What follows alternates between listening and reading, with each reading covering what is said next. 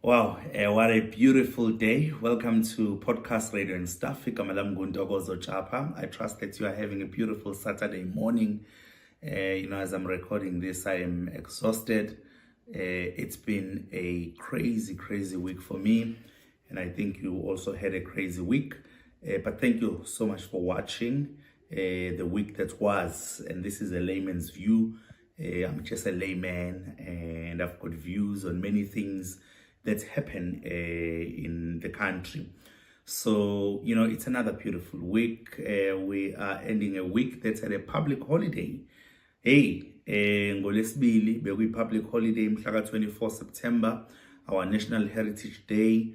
Abanye abantu bakwazile ukuzipha long weekend, those who work for good bosses, because on Monday they were able to take it as a leave, and then they only went back on Wednesday. So babe nesonto elifishane kakhulu, and it's all good for the teachers.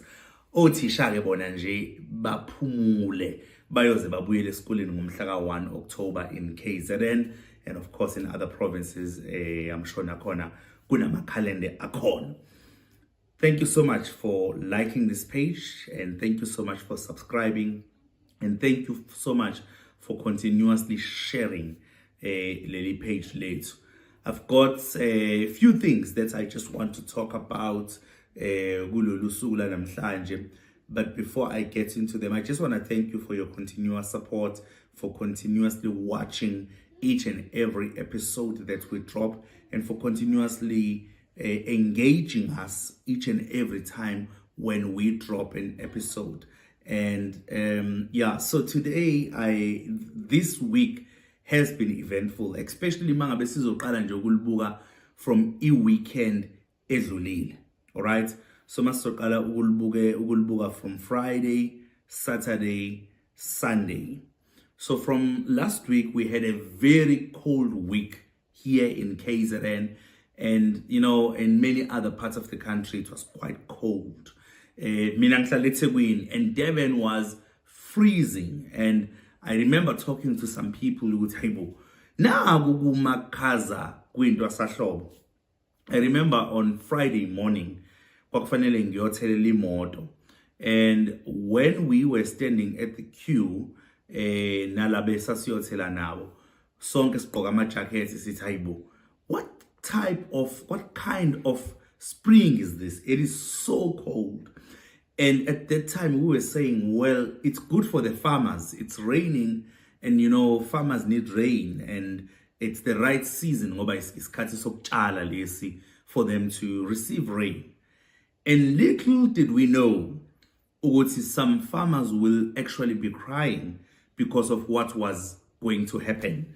So sibone into eSouth Africa esingakaze sibone in our lifetime, the level of snow that we experienced as a country, especially in the midlands of KZN and moving towards Mpumalanga, moving towards Joburg. Many people who were in trouble were people who traveled between Johannesburg and KZN, Mpumalanga and KZN, and people who were in the midlands of KZN, Ladysmith, Newcastle, and so on.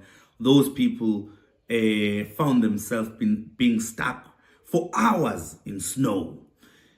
Now, this got me thinking, ukuthi aphuma my notifications, and I also saw the notifications. Even my car insurance sent me a notification of severe weather conditions that we were going to face. And quite oftenly, including myself, I'm guilty of this, we ignore these notifications, especially masingabe sesinama plan for that particular weekend or for that particular day. We say, no, anyways, I'm just going to go ahead with my plan, But I'm just reminded a couple of years ago, again, when we had severe weather in KZN and there were floods. And these floods, abanye abantu bamukelwa imoto emgwaqweni, abanye abantu bamukelwa imizi. And in actual fact, ama-warnings futhi ayephumile. But people continue to travel, including myself. I remember my floods ashaya imoto ku N2 southbound and northbound in the area of sipping or prospecting. Yeah, zashayeka ngangisanda kudlula khona because it should say I was lucky ukuthi ngadlula early. But because I was also traveling. So lento eyenzeke laphayana especially ku N2 abantu beba stuck for more than 24 hours in freezing weather conditions, extremely cold. Their cars covered by ice. Some don't even have enough fuel to run their cars so that they can run their heaters. Some having cars with heaters that are not functioning, and there were even some fatalities. It's taught me something, man. Ukuthi we need ukuthi silalele uma sixwayiswa ngama conditions that are going to be ahead. Because uma singalaleli, really we can find ourselves in trouble.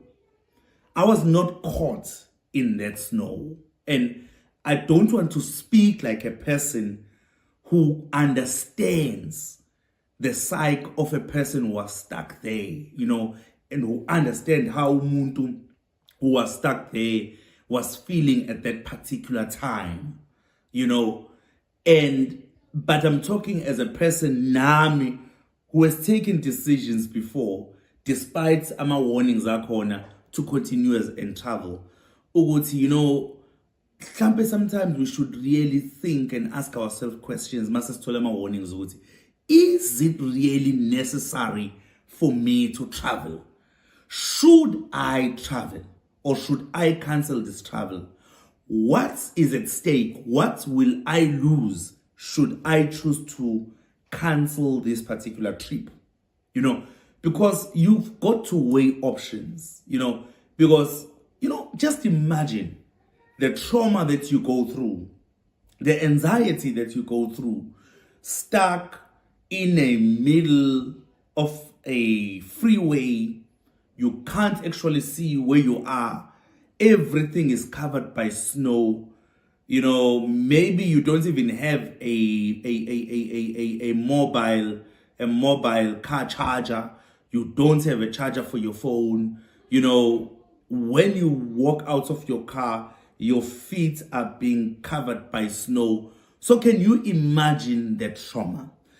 And as a matter of fact, people do die because of anxiety, because of worry, people not knowing what is going to happen, So I think that we just need to listen to our authorities, especially when it comes to many things, but especially when it comes to ama warnings. Makuthiwa isikhathi sokuthi loku siye kukwenza ngoba kuzosilindele ebungozini. I remember very well when the country was going to go into a lockdown. I was one of those people who never took Leandro serious until the country was actually on a lockdown. Then I saw this is serious. When I started driving my car around, the roads were empty. There were roadblocks. There were people from the army just making sure that we are staying in our houses for our own safety. And I kind of didn't understand, So it is important for us when we are warned, when a warning is being issued, to sit down and understand what is it that we are being warned against and make sure that we adhere to the authorities. Now, there are warnings, again, today it's a Saturday, that this weekend we might again experience some severe weather conditions with snowfall again. And I urge you, if it's not necessary, don't travel. If it's not a matter of life and death, don't travel. I urge you, please, because we love you. We don't want you to be part of statistics. Don't form part of our statistics. It's never good to be part of statistics, especially when you could avoid it.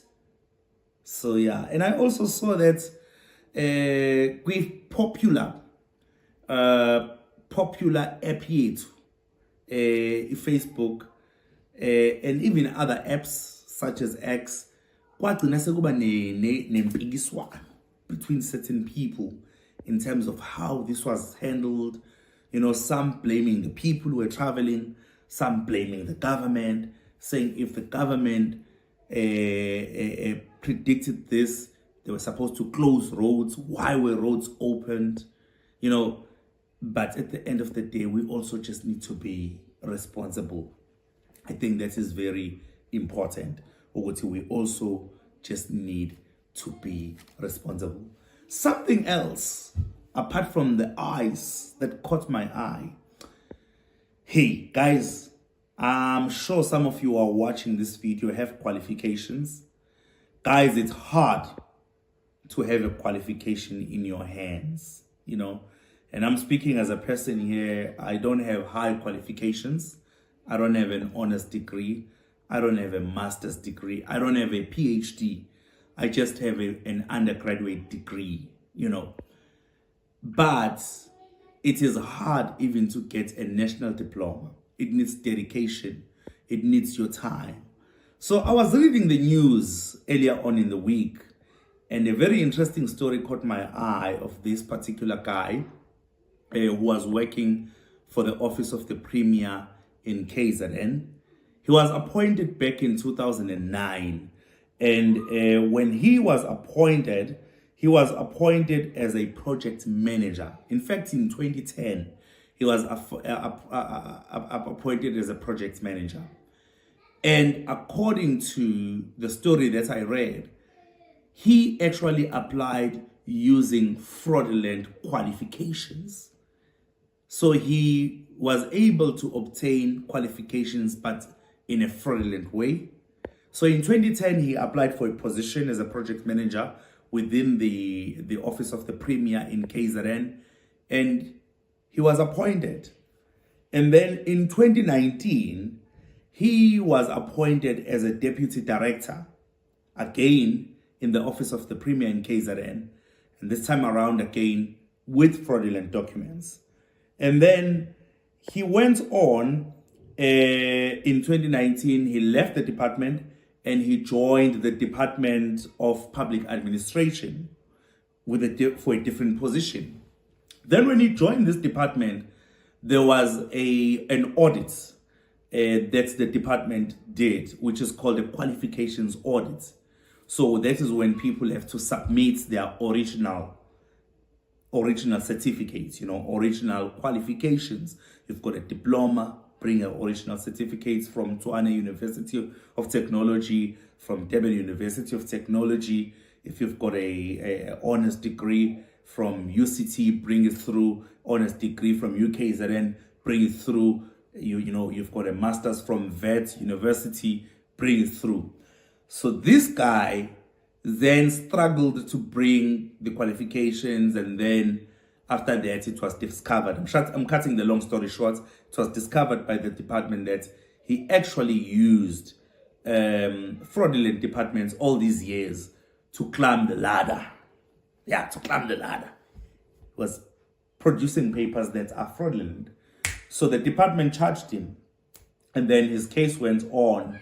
And then this week he was sentenced 6 years into prison for using, and he's going to be serving jail time for applying with fraudulent documents. And I'm asking myself, how does a person, get to this level? Because some people are brilliant.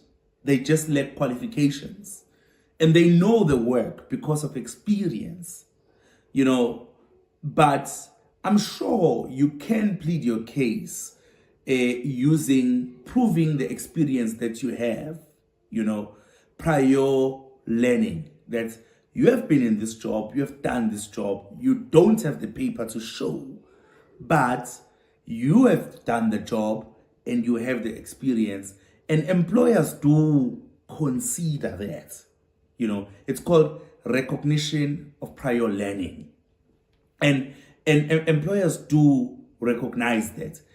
Then actually going the mile of finding somebody who's going to, develop documents for you which are fraudulent. I think that is serious. That is serious.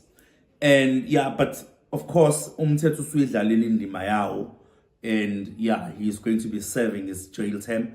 And I hope he's going to be rehabilitated and he's going to understand the seriousness of what he has done, because there are many people out there who are looking for employment who have actually worked hard for these qualifications. I've worked with people in my life who are highly qualified, and I've actually felt to some of them, they are not in positions where they should be.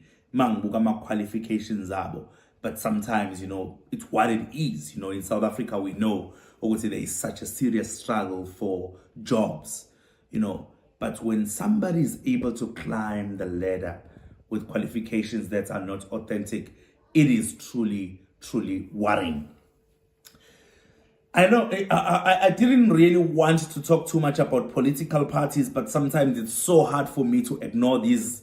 It's so hard, especially because I follow politics.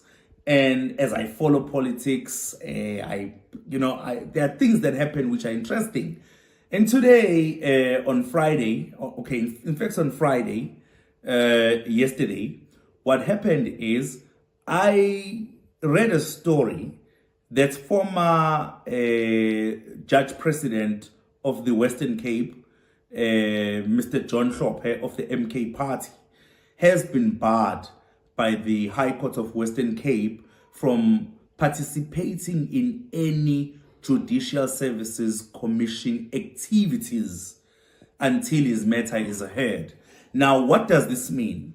So, Judge John Hlophe, member ye MK, he's part of the people who were appointed or elected by Parliament to participate in the JSC, Judicial Services Commission. You would know if you land into the Parliament, even when Chief Justice Ophumile uMnumzane Raymond Zondo ezo appointwa, this is the committee that was interviewing all the people who were candidates. In fact, the current Chief Justice, Justice Mandisa Maya, was interviewed by the JSC as well. In fact, she was the recommended one by the JSC at that time. However, President Cyril Ramaphosa wasebenzisa amandla akhe ukuthi yena wakhetha uku-appointa former Chief Justice Raymond Zondo. So, EDA and other parties, they are of the view ukuthi akakwazi uJudge John Hlophe ukuseva kwi-JSC, Judicial Services Committee or Commission, njenge former judge, former president yama judge ase Western Cape who was impeached. So as an impeached judge, they feel ukuthi noma they believe ukuthi no, akufanele ngabe we are participator. Now, mawufundi constitution kuvela ukuthi i-constitution ayisho lutho ngaloku EDA ekhala ngabo. So EDA now has taken this matter amanye political parties to the Western Cape High Court, and they are using a word it is irrational for former Judge John Hlophe to serve in this commission. So I think we are about to see a lot at play when it comes to this matter. Judge John Hlophe nokuseva kwi-JSC ukuthi what is still to come, But at the moment, the decision by the Western Cape High Court is that he will not be able to participate until his matter is heard. I don't know what are your views on this. Should Parliament not be upholding what the Constitution says? Shouldn't they be going according to what the Constitution says, because from where I'm sitting, I'm not a law person. I'm just a layman. But the Constitution is above all. It's the highest law of the land, But hey, we are going to watch this and we are going to see how it's going to pan out. On a lighter note, Umkhosi weLembe, mhla 24 September, wenzekile kwaDukuza. It was a beautiful event, colorful event for the Zulu nation, AmaZulu. Nina abesilo umisuzulu kaBhejane ephuma esiqiwini. It was a colorful event. It was a beautiful event. Sithi bayede kwisilo samabandla onke inkosi umisuzulu. Siyabonga ukuthi sisabona ilegacy yakwaZulu ilibe liqhubeke njalo. Sibona izinto ezingamagugu akwaZulu zingafi. Uyabona, so kuyajabulisa ukuthi masibona inkosi entsha ihleli esihlalweni, kodwa izinto ebezazi ezingamasiko ethu, ezingama celebrations ethu njengesizwe samaZulu zingashabalali, ziqhubeke. Uma sibona umkhosi womhlanga ungapheli, njengoba sibonile umkhosi weLembe ulibele ungashabalali. So ngithi nje asiphakamise izandla sithi bayede ehlanga lomhlabathi. Siyabonga kakhulu ngalokho okwenzakalile. It was a colorful event. I did not attend myself. I watched everything on TV, on social media, and I saw ukuthi siyabonga ukuthi silo samabandla onke ulibele emise njalo.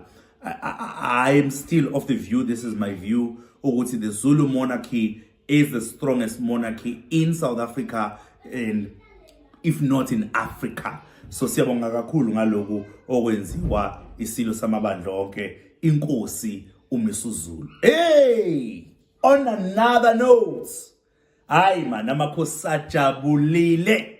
Hey, amakhosi sajabulile. Kaizer Chiefs yavakashela AmaZulu Moses Mabhida Stadium. Hey bafowethu, amakhosi azoba ingozi kule season. Hey, yabona iKaizer Chiefs izoba ingozi. Ayizi Sundowns, ayizi Orlando Pirates. Bafowethu, AmaZulu sehlise ihlathi. Ngibone uChatha esedidekile ngaphansi kunejezi lamaZulu.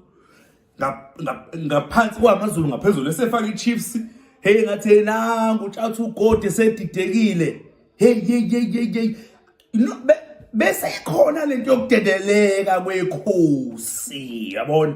Ludeleleka. Yabona nje nala ngihlala khona bese ngibona ikhona lento yokudeleleka kwekhosi. Bafethu ikhosi lizoba ingozi. Yabo?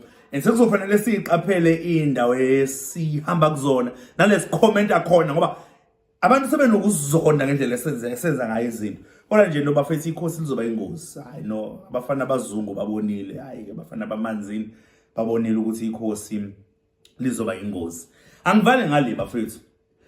Congratulations to the Claremont Choir. YaseThekwini, yaseClaremont, celebrating 30 years. Abekho eSouth Africa as we speak. Base USA as we speak. Ba netho bahamba noKhuzani. Awu madoda idlamlenze. Baqale eDubai. They had some performances in Dubai. I've been following them on social media because there are people who are part of the choir that I personally know. They are excited. And from there, they travel to USA. Njengamanje roba sikhuluma base USA. And again, nakhona ngibabonile behlangene no president we-country. Baficane no president kanti nayo USA for a tour. President Ramaphosa. Bekade kuleya video bekukhona uPresident Ramaphosa no Ronald Lamula, or a member of the ANC is also an MP and also is also a minister. So balaphana US bamculelo Ramaphosa bamsingisa President Ramaphosa. Well done. Thank you for taking the flag of South Africa to the world, Claremont Choir. We are super proud of you. And thank you for exposing ordinary people from different townships of Durban to the world. There are people abashayama passport for the first time because of the Claremont Choir.